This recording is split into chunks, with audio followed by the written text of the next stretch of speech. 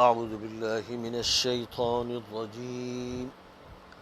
بسم الله الرحمن الرحيم. إنا أنزلنا إليك الكتاب بالحق لتحكم بين الناس بما أراك الله ولا تكن للخائنين خصيما واستغفر الله إن الله كان غفورا رحيما. ولا تجادل عن الذين يختانون أنفسهم إن الله لا يحب من كان خوانا أثيما. يستخفون من الناس ولا يستخفون من الله وهو معهم إذ يبيتون ما لا يرضى من القول وكان الله بما يعملون محيطا. ها أنتم هؤلاء جادلتم عنهم في الحياة الدنيا فمن يجادل الله عنهم يوم القيامة أم من يكون عليهم وكيلا. ومن يعمل سوءا أو يظلم نفسه ثم يستغفر الله يجد الله غفورا رحيما. ومن يكسب إثما فإنما يكسبه على نفسه وكان الله عليما حكيما. ومن يكسب خطيئة أو إثما ثم يرم به بريئا فقد احتمل بهتانا وإثما مبينا. ولولا فضل الله عليك ورحمته لهمت طائفة منهم أن يضلوك وما يضلون إلا أنفسهم وما يضرونك من شيء. وأنزل الله عليك الكتاب والحكمة وعلمك ما لم تكن تعلم وكان فضل الله عليك عظيما. لا خير في كثير من نجواهم إلا من أمر بصدقة أو معروف أو إصلاح بين الناس ومن يفعل ذلك ابتغاء مرضات الله فسوف نؤتيه أجرا عظيما. ومن يشاقق الرسول من بعد ما تبين له الهدى ويتبع غير سبيل المؤمنين نوله ما تولى ونصله جهنم وساءت مصيرا. فیصلوں میں عدل و انصاف کا لحاظ. ہم نے آپ کی طرف کتاب برحق اس لیے اتاری ہے کہ آپ اللہ کی دی ہوئی بصیرت اور قوت مشاہدہ کی بنیاد پر لوگوں کے درمیان فیصلہ کریں اور خیانت کرنے والوں کے وکیل نہ بنیں اور اللہ سے مغفرت کے طلبگار رہیں. بے شک اللہ مغفرت فرمانے والا اور رحم فرمانے والا ہے. ان لوگوں کی طرف سے بحث نہ کریں جو اپنے تئیں خیانت کرتے ہیں. اللہ تعالیٰ ان کو پسند نہیں کرتا جو خیانت کے مجرم اور گنہگار ہوتے ہیں. وہ لوگوں سے باتوں کو چھپانے کی کوشش کرتے ہیں اور اللہ سے نہیں چھپا سکتے، اور وہ تو ان کے ساتھ ہوتا ہے، اس کا علم ان پر محیط ہوتا ہے جب وہ راتوں میں ایسی باتیں کرتے ہیں جو اللہ کو پسند نہیں ہیں، اور اللہ ان کے اعمال پر مکمل نظر رکھے ہوئے ہے. ہاں تمہارا یہ حال ہے کہ تم دنیا کی زندگی میں ان خیانت کرنے والوں کی وکالت کر رہے ہو، تو بتاؤ کہ قیامت میں ان کے بارے میں اللہ سے کون بحث کرے گا یا کون ان کے کیس کا نمائندہ ہوگا؟ اور جو بھی غلط کام کرتا ہے اور خود اپنے اوپر غلط اقدام کر کے ظلم کرتا ہے، اللہ سے مغفرت مانگتا ہے، تو اللہ کو وہ مغفرت فرمانے والا اور رحم فرمانے والا پائے گا. اور جو بھی گناہ کا ارتکاب کرتا ہے وہ دراصل اپنے خلاف جرم کرتا ہے، اور اللہ تعالیٰ کو سب کچھ معلوم ہے، وہ صاحب حکمت ہے. اور جو بھی جرم کرتا ہے یا زیادتی کرتا ہے پھر اس کا الزام کسی بے گناہ پر لگا دیتا ہے، تو بڑی بہتان ترازی کرتا ہے اور کھلے گناہ کا ارتکاب کرتا ہے۔ اور اگر اللہ کا آپ پر فضل و کرم اور خاص عنایت نہ ہوتی تو ان میں سے ایک گروہ آپ کو صحیح فیصلہ نہ کرنے دیتا، حالانکہ وہ اپنے کو ہی گمراہ کرتا اور آپ کو کچھ بھی نقصان نہ پہنچا سکتا۔ اور اللہ تعالیٰ نے آپ پر کتاب حکمت کا نزول فرمایا اور ان باتوں کا آپ کو علم عطا فرمایا جن سے آپ واقف نہیں تھے، اور آپ پر اللہ کا عظیم فضل و کرم ہے۔ ان لوگوں کی بہت سی سرگوشیوں میں خیر کا کوئی پہلو نہیں۔ ہاں، جو شخص خیر خیرات کی بات کرے یا کوئی سی بھی بھلی اور اچھی بات کرے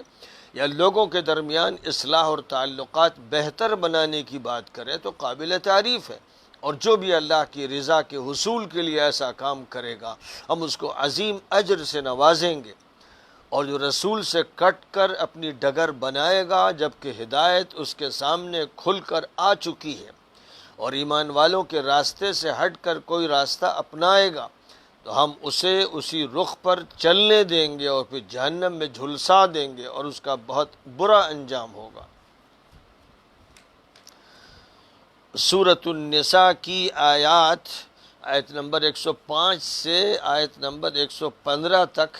پڑھی گئی ہیں اور ان کا ترجمہ پیش کیا گیا ہے۔ ان آیات میں اسلام کے نظام عدالت کا تذکرہ فرمایا گیا ہے، اور اس کا تذکرہ بھی ایک خاص پس منظر میں کیا گیا ہے۔ نبی صلی اللہ علیہ وسلم کے جو صحابہ شمار ہوتے تھے، جو آپ کے پاس آتے تھے، نماز بھی ساتھ پڑھتے تھے اور خدمت میں حاضر ہوتے رہتے تھے، ان میں مخلص بھی تھے، غیر مخلص بھی تھے، وفادار بھی تھے، بے وفا بھی تھے، مؤمن بھی تھے، منافق بھی تھے، خلط ملط ایک مجمع تھا۔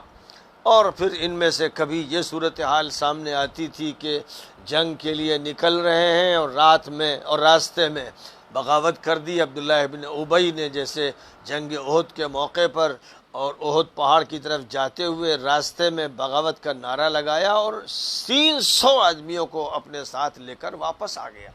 تو یہ کوئی 10-20 آدمی نہیں تھے، اوس اور خزرج کے قبیلے کے بہت سے ایسے لوگ تھے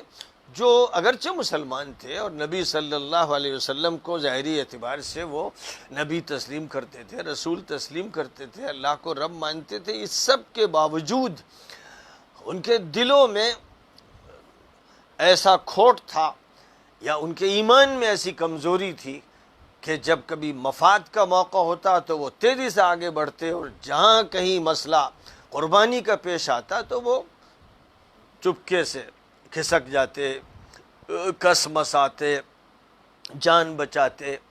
یہ صورتحال بہت سے لوگوں کی تھی اور بار بار اس کے تجربے ہوتے تھے، اور نبی صلی اللہ علیہ وسلم جب اپنی حدیثیں بیان فرماتے تھے، اور خاص طور پر جب آپ کے خطابات ہوتے تھے، جمعے کا خطاب ہو یا اور کسی موقع کا خطاب ہو، تو آپ ایسے لوگوں کے اوصاف بیان کرتے تھے۔ آپ اپنے معاشرے کے لوگوں کے جو مختلف حالات تھے ان کا تذکرہ فرماتے تھے، لیکن نام بنام ذکر نہیں کرتے تھے، کیونکہ ظاہر ہے کہ اگر ناموں کے ساتھ اور تعین کے ساتھ بات کی جائے گی تب تو پورے معاشرے کے اندر ایک خانہ جنگی کسی کیفیت پیدا ہو جائے گی، یعنی پھر تو مطلب یہ ہوگا کہ جن کو ہم اپنا سمجھتے ہیں وہ کھلے دشمن ہیں، اور پھر ان کو جب کھلا دشمن مانا جائے گا تب تو یا تو ان کو آبادی سے الگ کرنا ضروری ہوگا، اور آبادی کے اندر ان کے خلاف سخت کارروائیاں کرنی پڑیں گی۔ لیکن جو حالات تھے ان حالات میں باوجود اس کے کہ اللہ تعالیٰ کی طرف سے نبی اکرم صلی اللہ علیہ وسلم کو یہ حکم دیا گیا تھا کہ جاہد الکفار والمنافقین واغلظ علیہم، کافروں اور ان منافقوں سے آپ مجاہدہ کیجئے، ان سے جہاد کیجئے اور ان کے ساتھ سخت رویہ اختیار کیے، لیکن نبی صلی اللہ علیہ وسلم کو جو بھی گنجائش حاصل تھی اور جو آپ کے اخلاق کریمانہ تھے وہ اتنے غالب تھے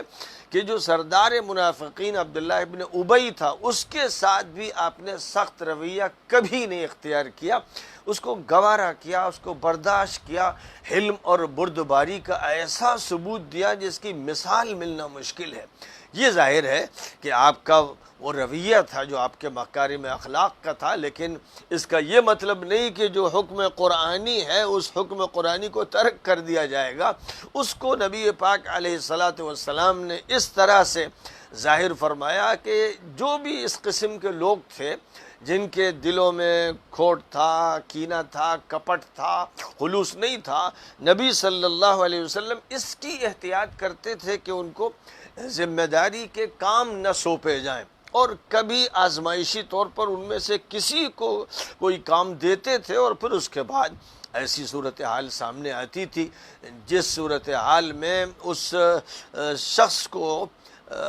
جس کو ذمہ داری دی گئی ہے نبی اکرم صلی اللہ علیہ وسلم کے عتاب کا یا ناگواری کا سامنا کرنا پڑتا تھا۔ اس کی بھی بہت سی مثالیں موجود ہیں کہ ایک کو آپ نے زکوٰۃ لینے کے لیے بھیجا اور جو اسلام کے مطالبات ہیں ان کی تحصیل کے لیے بھیجا، اور جب وہ واپس آیا تو کچھ اپنے ہدیے اور تحفے الگ کیے، تو حضور پاک علیہ السلام نے سخت عتاب فرمایا کہ بھئی تیری حیثیت کیا ہے؟ تو گھر بیٹھا ہوتا تو لوگ آ کر تجھ کو ہدیہ دیتے، ظاہر ہے کہ تو ایک کلیکٹر کی حیثیت سے پہنچا تو تب تجھ کو جو ہدیہ دیا گیا دراصل رشوت ہے، اس لیے آپ نے وہ سب چیزیں اس سے واپس لے لی۔ ظاہر ہے کہ ایک ذمہ داری دی تھی، لیکن یہ تجربہ سامنے آیا۔ ولید بن عقبہ کو ذمہ داری دی تھی کہ وہ جائیں اور ایک قبیلے کی زکوٰۃ کو حاصل کریں، اور وہ واپس آ گئے اور یہ کہہ دیا کہ وہ تو حملہ کرنے پر تلے ہوئے ہیں اور زکوٰۃ دینے کو تیار نہیں ہے۔ لیکن پھر حضور صلی اللہ علیہ وسلم نے خالد بن الولید کو بھیجا کہ وہ تحقیق کریں صورتحال کی، تو معلوم ہوا کہ بالکل غلط بیانی تھی، ایسا واقعی نہیں پیش آیا۔ وہ لوگ تو استقبال کے لیے نکلے تھے، دور ہی سے واپس آ کر انہوں نے ان پر الزام لگا دیا۔ تو اللہ تعالیٰ کی طرف سے سورۃ الحجرات میں یہ آیت کریمہ نازل ہوئی کہ یا ایھا الذین آمنوا ان جاءکم فاسق بنبأ فتبینوا، اگر کوئی فاسق تمہارے پاس خبر لے کر آئے تو اس کی تحقیق کیا کرو، کہیں ایسا نہ ہو کہ بغیر تحقیق کے کہ تم کوئی اقدام کر بیٹھو۔ اور روایتوں میں اس کا ذکر ہے کہ حضور صلی اللہ علیہ وسلم نے پہلے اقدام کرنے کا فیصلہ کر لیا تھا، قریب تھا کہ آپ کوئی فوجی دستہ اس علاقے میں بھیج دیتے، لیکن پھر اس کے بعد آپ نے تحقیق فرمائی اور پھر اللہ کی طرف سے یہ ہدایت دے دی گئی کہ کبھی بھی بلا تحقیق کوئی اقدام نہیں ہونا چاہیے۔ اور ظاہر ہے تمام مفسرین اس پر متفق ہیں کہ ولید ابن عقبہ کے بارے میں ہی یہ آیت کریمہ نازل ہوئی جس میں گویا کہ اس کو فاسق قرار دیا گیا۔ اب نبی صلی اللہ علیہ وسلم چونکہ عالم الغیب نہیں تھے، ایسے مواقع پیش آئے کہ آپ نے 8 افراد کا جو 2 قبیلوں سے آئے تھے استقبال فرمایا۔ عقل اور عرینہ کے قبیلے کے لوگ تھے اور وہ صحابہ میں شمار ہوئے، آپ کی خدمت میں رہے، آپ نے ضیافت فرمائی، آپ نے اکرام فرمایا، صحابہ نے بڑا خیال کیا کہ بھئی اس قبیلے کے یہ لوگ آئیں، اور اس کے بعد پھر وہ بیمار ہوئے، اور جب بیمار ہوئے تو وہ بیماری بھی استسقاء کی بیماری تھی۔ حضور صلی اللہ علیہ وسلم نے ان کو یعنی اپنے ان اصحاب کو بھیجا کہ جہاں پر اونٹ بنتے ہیں سرکاری وہاں جائیں، اور وہاں یہ فرمایا کہ علاج کے لیے اونٹ کا پیشاب اپنی تیزابیت کے ساتھ اس مرض کے ازالے کے لیے مفید ہوگا، اور پھر اونٹنی کا دودھ پیا جائے تاکہ اس دودھ سے وہ تیزابیت کا اثر ختم ہو، اور اس علاج سے انہیں فائدہ ہوا۔ لیکن جب فائدہ ہوا تو اب یہی لوگ جو کل تک حضور کے مہمان بھی تھے اور حضور ان پر کرم فرما تھے اور مدینہ منورہ میں ایک عرصے تک رہے اور پھر بیماری کے لیے حضور نے علاج تجویز فرمایا، یہی لوگ ایسے گھنڈے اور بدماش ثابت ہوئے کہ یہ حضور کے اونٹ بھگا کر لے جانے لگے، اور جب ان نگراں نے روکا تو اس کو بری طرح مارا، ہاتھ پیر کاٹ دیے، آنکھوں میں لوہے کی گرم سلائیاں پھیر دیں۔ تو نبی صلی اللہ علیہ وسلم کو جیسے ہی اطلاع ملی، ایک شور مچا اطلاع ملی، فوراً ریپڈ ایکشن فورس آپ نے اپنی روانہ فرمائی، جنہوں نے ان کو گرفتار کیا اور اس کے بعد پکڑ کے لایا گیا، اور حرہ کی زمین میں حضور بھی اس وقت تک پہنچ چکے تھے۔ یہ آرڈر فرمایا کہ ان کے ساتھ بھی وہی عمل کیا جائے قصاص میں جو انہوں نے اس چرواہے کے ساتھ اور نگراں کے ساتھ کیا۔ وہ ابو ذر غفاری کے بیٹے تھے جن کے ساتھ یہ ظلم کیا گیا۔ فرمایا کہ ان کے بھی ہاتھ پیر کاٹ دو اور ان کی آنکھوں میں گرم سلائیاں پھیر دو، تو یہ عمل کیا گیا۔ یہ وہی لوگ تھے جو ابھی تھوڑی دیر تک صحابہ رسول تھے، اور اسی طرح یہاں جو کیس ذکر کیا جا رہا ہے یہ بھی صحابہ رسول کا ہے۔ حضور کی خدمت میں آنے والے، بیٹھنے والے، نماز پڑھنے والے، مجلس میں حاضر ہونے والے۔ ایک کیس پیش آیا کہ طعمہ نامی ایک شخص، اور کہیں پر نام اس کا بشیر ابن ابیرق بھی ذکر کیا گیا ہے، دونوں نام آئے ہیں، طعمہ نام تھا یا بشیر نام تھا۔ یہ قبیلہ بنو ظفر کا،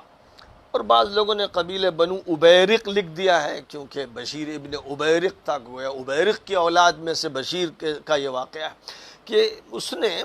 ایک مسلمان کی زرہ چوری کر لی، اور اس نے جب یہ زرہ چوری کر لی اور تحقیقات شروع ہوئی، اب اس کو یہ ڈر لگا کہ میری چوری پکڑی جائے گی، تو پھر اس شخص نے ایک یہودی پر چوری کا الزام لگا دیا اور چپکے سے اس یہودی کے گھر میں وہ زرہ ڈال دی کہ اس پر یہ الزام جب لگ جائے گا تو ظاہر ہے کہ یہودیوں سے نفرت ہے، وہ تو دشمن مانے ہی جاتے ہیں، ان سے تو دوستی کرنے کی ممانعت ہے، اس لیے یہ ترکیب کام آ جائے گی اور الزام اس پر لگ جائے گا، میں اپنی جان بچا لے جاؤں گا۔ اس نے سوچا ہوگا کہ بعد میں وہ زرہ پھر سے حاصل کر لوں گا۔ بہرحال اب یہ تو اس شخص کا کیس ہوا جو طعمہ نامی ہے، یہ بشیر ابن ابیرق نامی، حضور کی خدمت کا حاضر باش ہے، یہ نماز بھی پڑھتا ہے، یہ مسلمانوں میں شمار ہوتا ہے، یہ کسی کافر یا مشرک قوم کا فرد نہیں ہے۔ خوب اچھی طرح سے یہ سب باتیں سمجھی جائیں، کیونکہ جو عام طور پر تشریحات کر دی گئی ہیں اور یہ کہہ دیا گیا جس نے بھی حضور کو دیکھ لیا اور مسلمان تھا تو وہ صحابی ہو گیا، وہ صحابی ہو گیا تو مقدس ہو گیا، یہ ایسی فضول باتیں ہیں جن کی کوئی دلیل نہ قرآن سے ہے نہ حدیث سے ہے، اور قرآن پاک کے بے شمار نصوص اس کے خلاف ہے کہ قرآن کے یہاں نہ نبی کا باپ، نہ نبی کا بیٹا، نہ نبی کی بیوی، کوئی بھی نسبت اللہ کے یہاں چلتی نہیں۔ اللہ کے یہاں نسبت ایمان کی اور عمل کی چلتی ہے، بس ایمان اور عمل اگر ہے تو پھر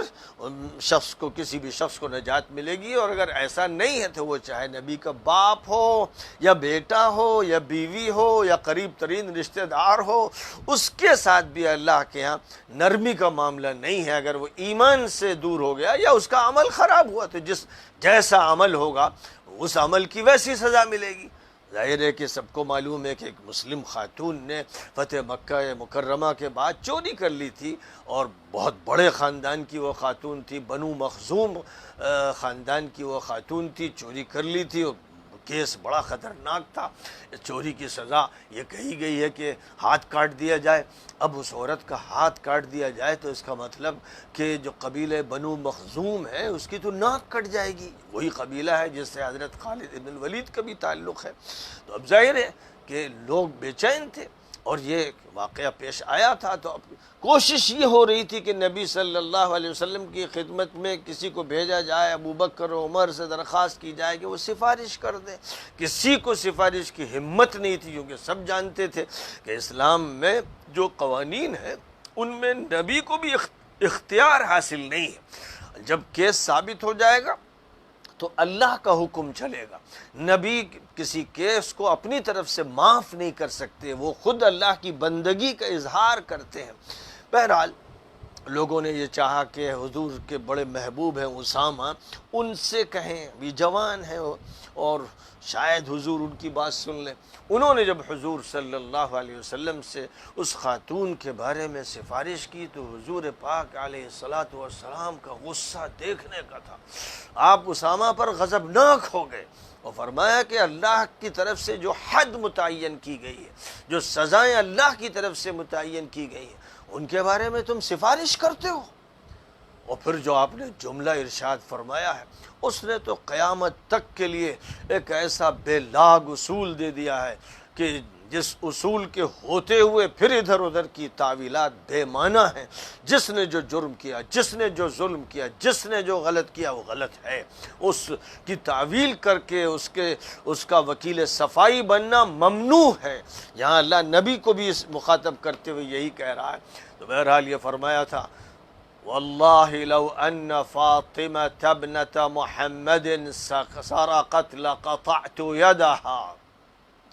خدا کی قسم محمد کی بیٹی فاطمہ بھی اگر خدا نخواستہ چوری کر بیٹھے تو میں اس کا بھی ہاتھ کاٹوں گا. یعنی یہاں اس معاملے میں یہ سفارشیں نہیں چلیں گی. وہ سیدۃ نساء العالمین حضور پاک علیہ السلام نے جن کے بارے میں یہ فرمایا کہ جنتی تمام خواتین کی، سارے جہانوں کی خواتین کی وہ سردار ہیں،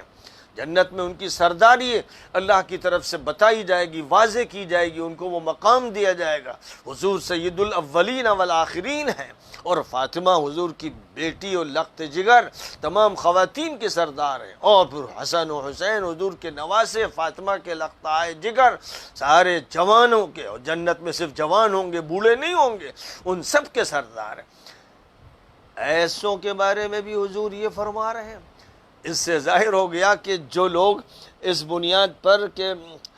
فلاں نے ظلم کیا، زیادتی کی، یہ کہا گیا کہ معاویہ نے بغاوت کی تو اس کی تعویل کی جائے، کوئی نہ کوئی پہلو بیان کیا جائے. بے شمار صحابہ اور تابعین کو مارا، بے گناہوں کو قتل کیا، تو کوئی راستہ پیدا کیا جائے. اور یزید جیسے خبیث و ملعون بیٹے کو مسلط کیا تو کوئی راستہ پیدا کیا جائے. یہ وہ مریضانہ ذہنیت ہے جس نے اسلامی نظام کو، قرآن کی آیات کو، حضور پاک علیہ السلام کی صریح اور قطعی متواتر احادیث کو مذاق بنا دیا ہے. اور اس کا نتیجہ پھر یہ ہوتا ہے کہ اگر اتنے مظالم کے بعد بھی آدمی اچھا رہتا ہے اور مقدس رہتا ہے تو ایسے اسلام پر 100 فاتحہ. پھر ایسے دین کو کون مانے گا، کون تسلیم کرے گا؟ کہاں پر پھر انسانیت کے حقوق پناہ لیں گے؟ اور کیسے مانا جائے گا کہ یہ قرآن عادلانہ نظام لے کر آیا ہے جو بڑے بڑے ظالموں اور قاتلوں کو نہ صرف بخشتا ہے بلکہ اجر بانٹتا ہے اور ان کے تقدس کا سبق پڑھاتا ہے؟ نتیجہ کیا نکلے گا؟ اسلام ڈیمیج ہو جائے گا، قرآن ڈیمیج ہو جائے گا، حضور کی حدیثیں ڈیمیج ہو جائیں گی. اور یہ کہ حضور عادلانہ نظام لے کر نہیں آئے، انہوں نے بھی یہ فرمایا مجھے جو دیکھ لے اس کو مقدس مانو، چاہے وہ کتنا ہی ظلم کرے، چوری کرے، چکیٹی کرے، اس کے ساتھ تمہارا رویہ یہ ہو تو پھر اسلام صحیح نہیں. اس کا نتیجہ پھر یہ نکلے گا جیسے کوئی اگر یہ مان لے کہ دنیا میں جو کچھ ہو رہا ہے بس ہو رہا ہے، اس پر کوئی باس پرس نہیں ہوگی، تو اس کا مطلب اللہ منصف نہیں ہے.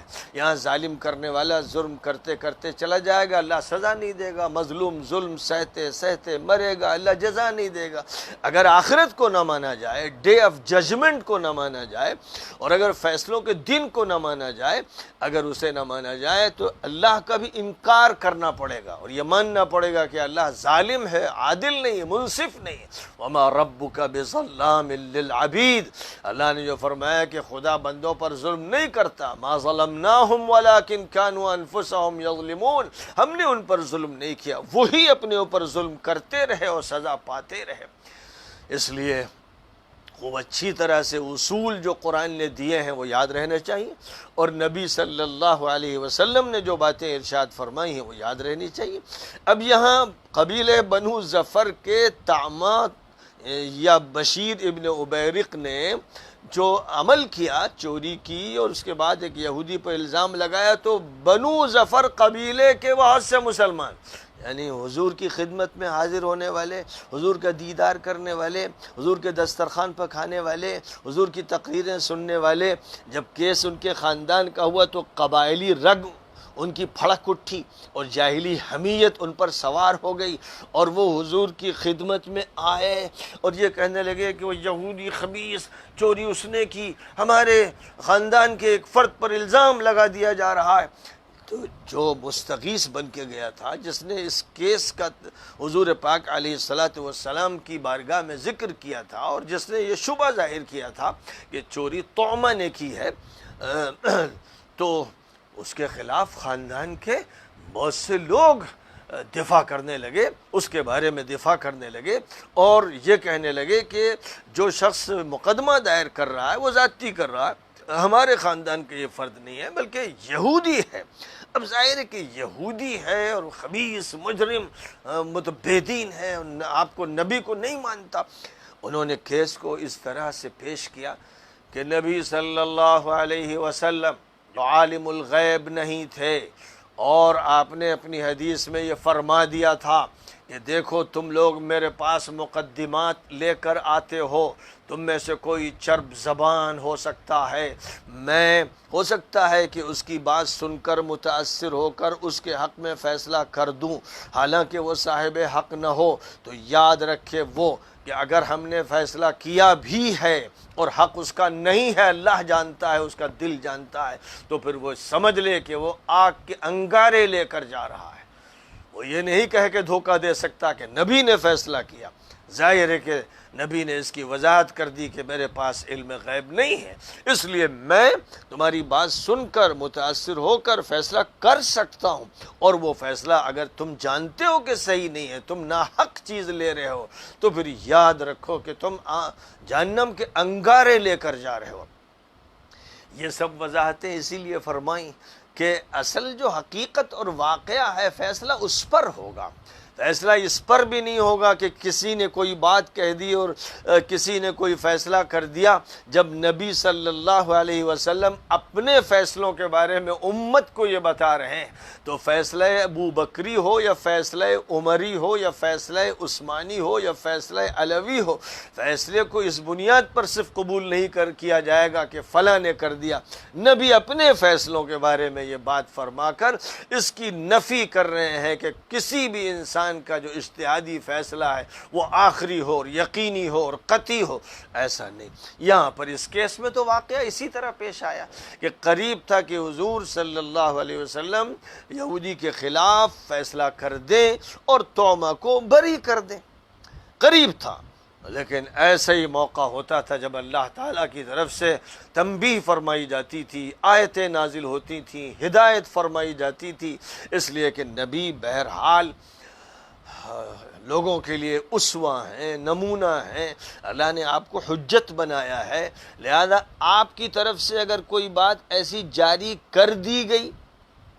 جو واقعے کے خلاف اور حقیقت کے خلاف ہوئی تو لوگ اس کو حجت بنا لیں گے۔ اس لیے آپ نے اپنے بارے میں ایک بات تو خود سے فرما دی کہ میں کسی مقدمے کا فیصلہ کروں تو میں تو ظاہر کے اعتبار سے اور دلائل کے اعتبار سے اور گواہوں کے اعتبار سے فیصلہ کر دوں گا، لیکن ممکن ہے کہ وہ فیصلہ میرا صحیح نہ ہو۔ اگر اللہ کی طرف سے مجھے ہدایت نہیں ملی ہے اور میں نے اپنے غور و خوض سے فیصلہ کیا ہے تو وہ غلط ہو سکتا ہے۔ اس لیے یاد رکھے وہ شخص جس کے حق میں یہ فیصلہ کیا جا رہا ہے کہ محض اس فیصلے کے ظاہر سے اس کو نجات نہیں ملے گی اور وہ اس چیز کا مستحق نہیں ہو جائے گا، بلکہ وہ جہنم کے انگارے لے کر میرے پاس سے جا رہا ہے۔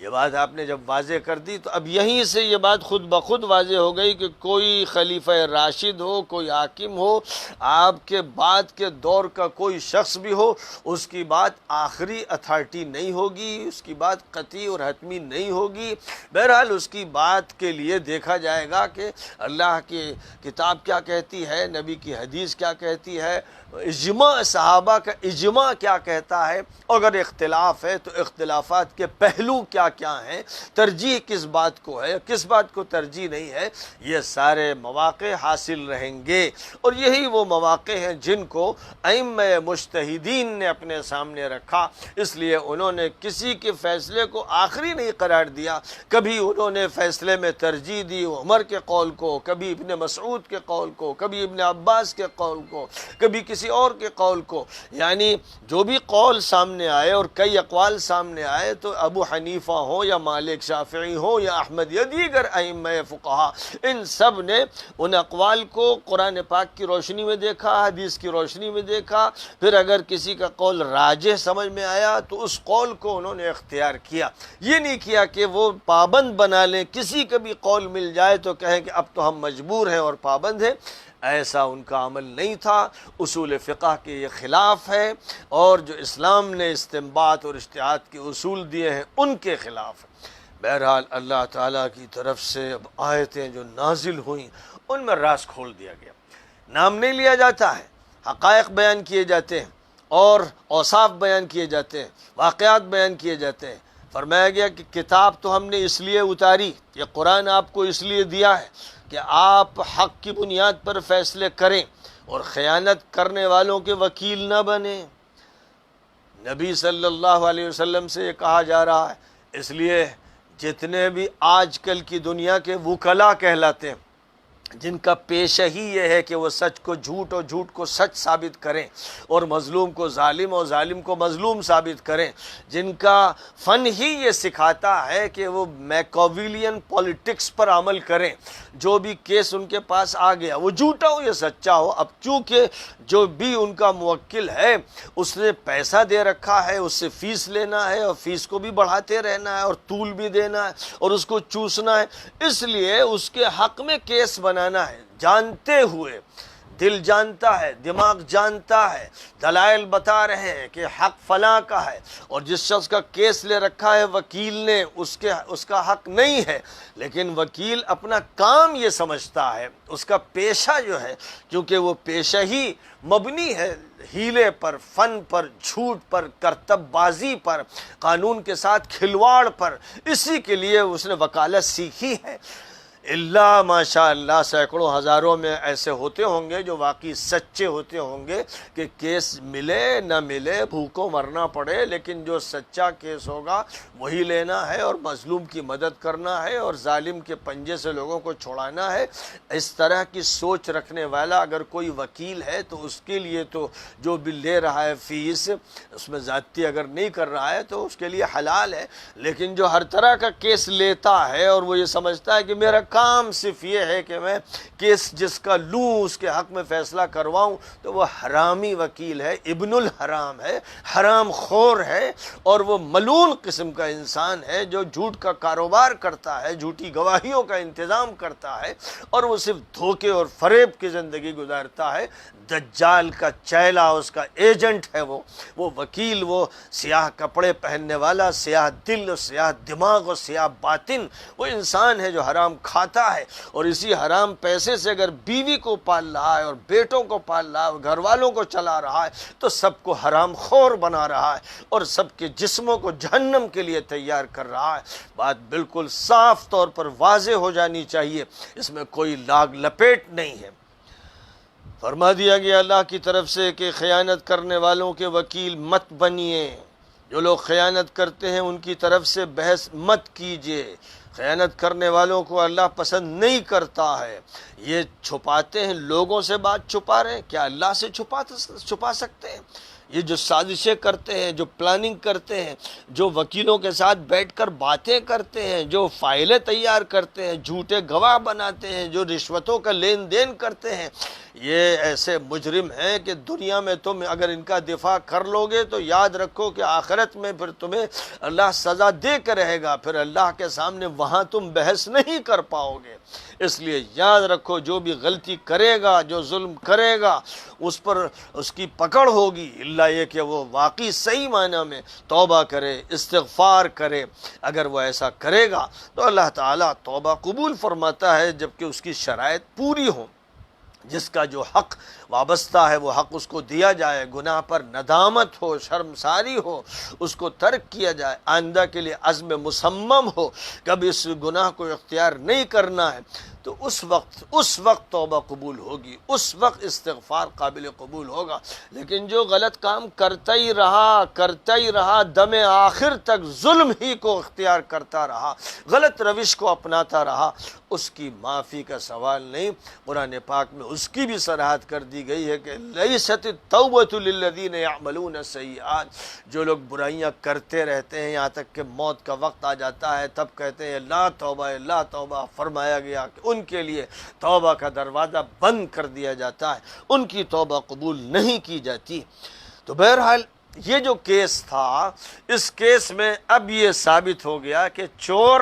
طعمہ یا بشیر، اس کا نام بشیر تھا یا طعمہ تھا، بنو ظفر کے قبیلے یا اس کی شاخ بنو عبیرق کا جو یہ فرد تھا، کیس اس کے خلاف ثابت ہو گیا، جرم اس کا ثابت ہو گیا، اور یہودی بری ہو گیا کیونکہ واقعتاً وہ بری تھا۔ اب محض اس کی یہودیت کا حوالہ دے کر اور نفرت پیدا کر کے اس کے خلاف کیس کو عائد کرنا، یہ اسلام کے خلاف ہے، یہ انصاف کے خلاف ہے، یہ عدالت کے خلاف ہے، یہ عدل کے خلاف ہے، اللہ کے خلاف ہے، نبی کے خلاف ہے۔ اس لیے صرف مذہبی جذبات بھڑکا کر اور مذہبی تفریق پیدا کر کے کسی ایک پر الزام دھر دینا جو بے گناہ ہے، یہ بڑا مجرمانہ فعل ہے۔ کہیں پر بھی ہو، مسلم ملک میں یہ بات کی جائے کسی ہندو کے خلاف، کسی عیسائی کے خلاف، تو وہ مجرمانہ فعل ہے۔ اور اس ملک میں جو سیکولر کہلاتا ہے، کوئی ہندو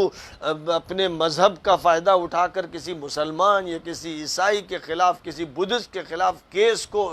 ظالمانہ طور پر دائر کرے اور اپنی طاقت کا استعمال کر کے اور پیسے کا استعمال کر کے فیصلہ غلط کروائے، اور یا پھر وہ صورتحال ہو کہ کچھ غنڈے اوباش لفنگے مل کر کسی کو ماریں اور ستائیں، تو یہ بدترین مجرمانہ فعل ہے، یہ گندوں ناپاک و خبیثوں کا فعل ہے جو کسی طرح سے قابل قبول نہیں ہے، کسی طرح سے اس کو کوئی عدالت دنیا کی گوارا نہیں کر سکتی، اور جو نظام بھی اس کے بارے میں چشم پوشی کرے گا وہ نظام ظالمانہ ہے، مجرمانہ ہے، خبیث ہے، اور وہ اپنی موت کو بلانے کا کام کر رہا ہے، خود دعوت دے رہا ہے کہ اس کے ساتھ وہی حشر کیا جائے جو اس کے گنڈوں نے کسی کے ساتھ کیا ہے۔ یہ ہے اسلام کا عادلانہ نظام، یہ ہے اسلام کی عدالت کے فیصلے جو انصاف پر مبنی ہوتے ہیں، سستا انصاف بلکہ بے پیسے کا انصاف۔ کبھی ایسا نہیں ہوا، ایک کیس ایسا نہیں ہے کہ نبی صلی اللہ علیہ وسلم کی عدالت میں کوئی مقدمہ لایا ہو تو اس کو کچھ پیسے دینے پڑے ہوں، اسے کالا وکیل لانا پڑا ہو، اور اس کو اپنی کارروائی کے لیے لمبا انتظار کرنا پڑا ہو، نہ خرچہ اور نہ تاخیر، جلد از جلد فیصلہ۔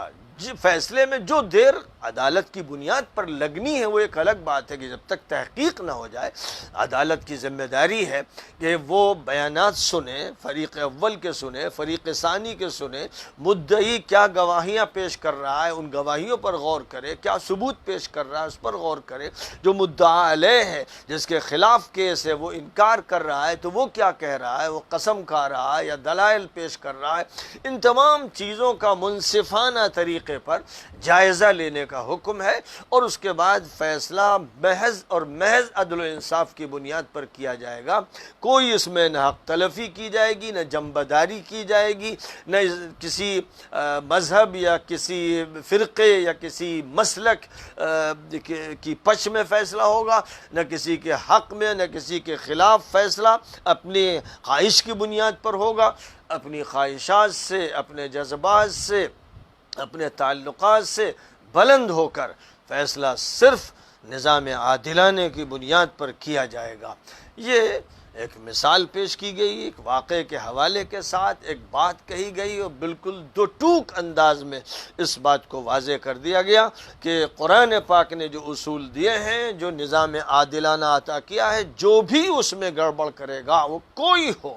وہ نبی کی اولاد ہو یا نبی کا باپ ہو یا نبی کا چچا ہو یا وہ جن کو صحابہ کہا جاتا ہے وہ ہو، کوئی بھی ہو، اس کا عمل دیکھا جائے گا، صرف اور صرف اس کا ایمان دیکھا جائے گا، اور کوئی نسبت نہیں معتبر ہوگی۔ یہ قرآن پاک کی سینکڑوں ہزاروں آیتیں کہہ رہی، بار بار اسی کو دہرا رہی، اور نبی صلی اللہ علیہ وسلم اسی کو اپنے بیانات میں ارشاد فرما رہے ہیں، حدیثوں میں ارشاد فرما رہے ہیں، اپنے عمل سے اس کو ثابت فرما رہے ہیں، اس کو بطور ایک بنیاد اور اساس کے امت میں پیش کر رہے ہیں۔ اور پھر اللہ تعالیٰ نے فرمایا کہ یہ تو اللہ کا فضل ہے نبی آپ پر، اللہ کی رحمت ہے۔ اگر اللہ کا فضل نہ ہوتا، رحمت نہ ہوتی، تو کتنے ایسے لوگ ہیں آپ ہی کے بیچ میں، آپ کے حاضر باش، اور یہ لوگ جو آپ کی مجلس میں آ کر شریک ہوتے ہیں، یہی آپ کو غلط فیصلہ کرنے پر آمادہ کر دیتے۔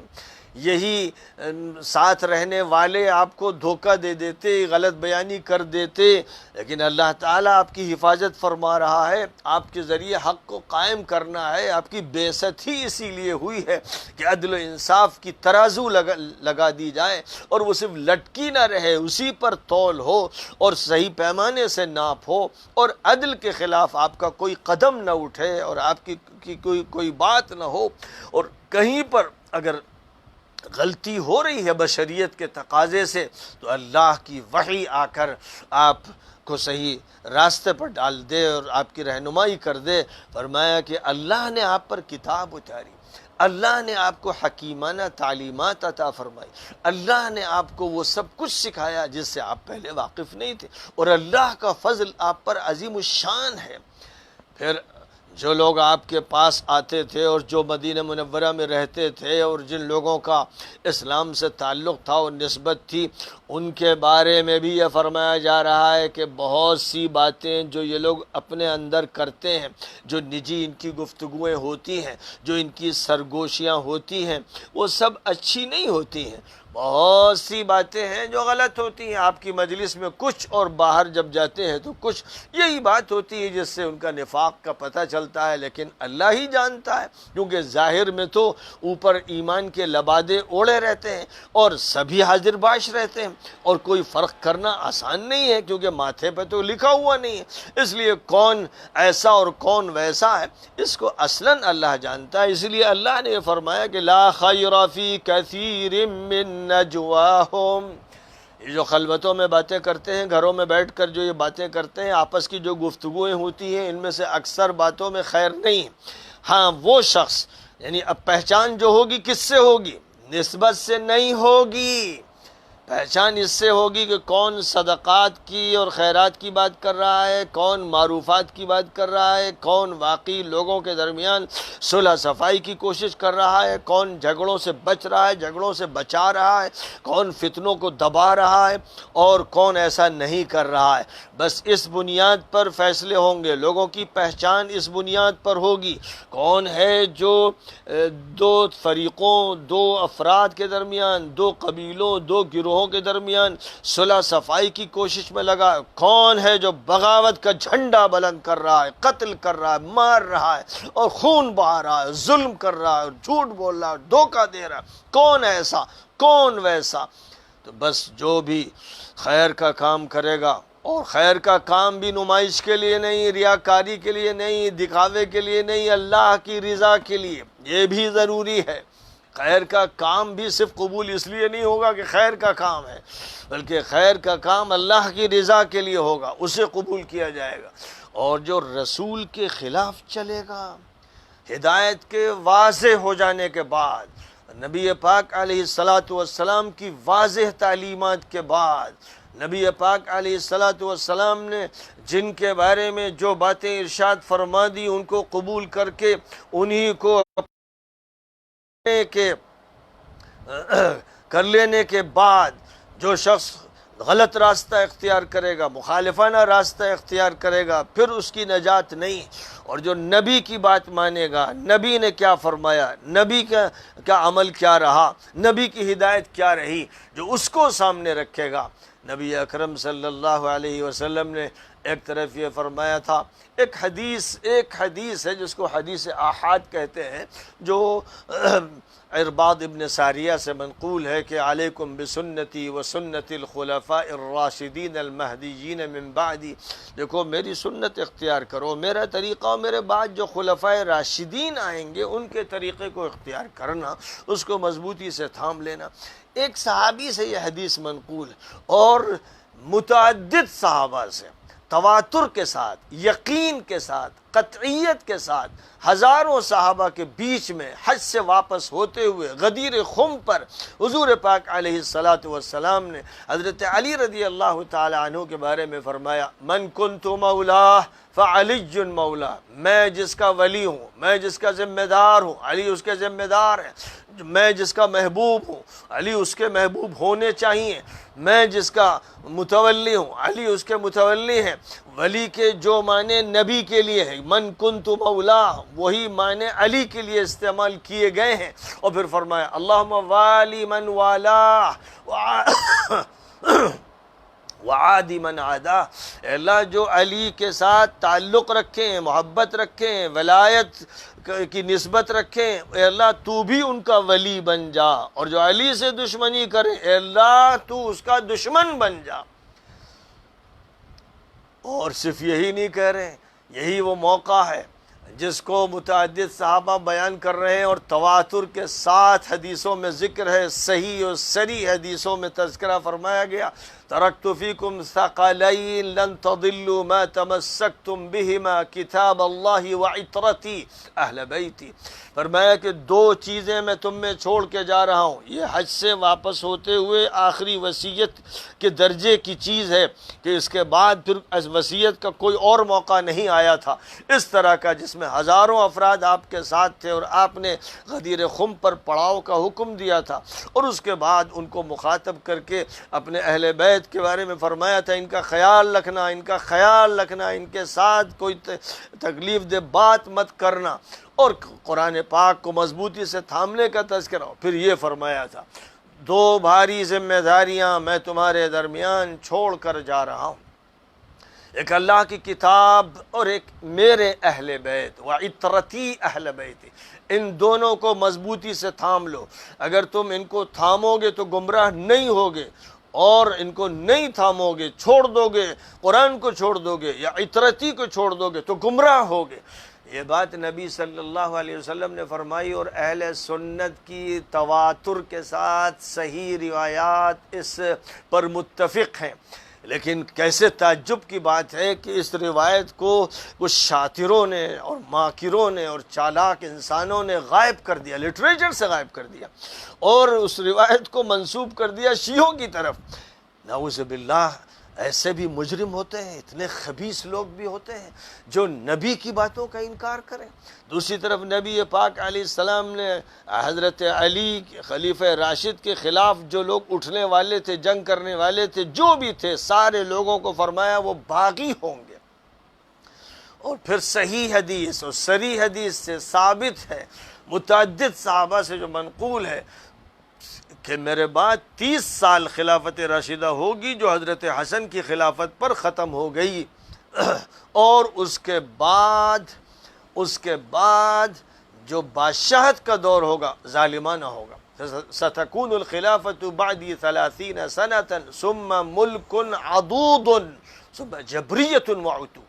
فرمایا کہ اس کے بعد جو دور ہوگا وہ ظالمانہ ہوگا، یہ بات صراحت سے فرما دی۔ اس کے بعد پھر جو اس کے بعد ہوگا وہ جابرانہ ہوگا، سرکشی کا ظالمانہ بدترین دور ہوگا۔ اس سب وضاحت کے بعد اب جو اس سے ہٹ کر راستہ اختیار کرتے رہے اور اپنے لیے مختلف القاب استعمال کرتے رہے اور تعویلوں کے سائے میں زندگی گزارتے رہے،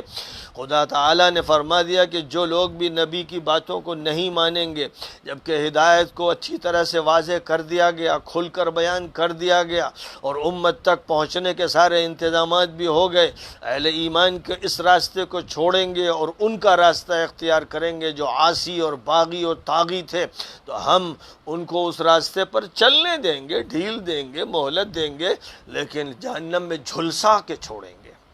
ان کا بہت بدترین انجام ہوگا۔ وآخر دعوانا ان الحمد للہ رب العالمین۔